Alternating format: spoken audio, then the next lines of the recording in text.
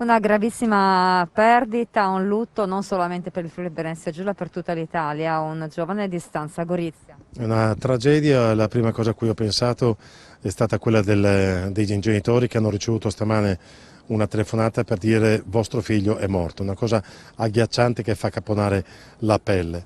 Ecco il motivo per cui ho mandato subito un messaggio al comandante del 13° reggimento, al comandante generale del Friuli Venezia Giulia dell'Arma, delle Tre Venezie, e al nuovo comandante generale dell'Arma con sede a Roma.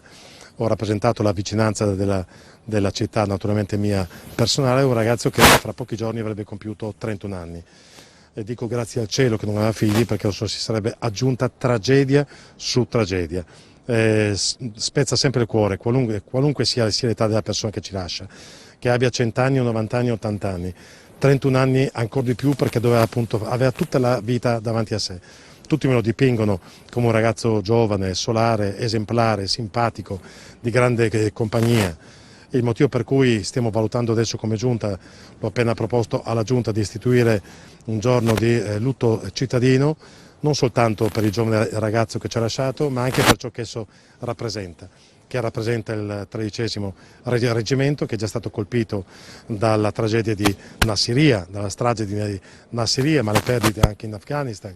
Sono dei giovani ragazzi che rischiano la loro incolumità, rischiano la loro vita per concorrere ad assicurare la pace davvero nel mondo, in quei luoghi che sono teatro di grandi tragedie e di grande tensione.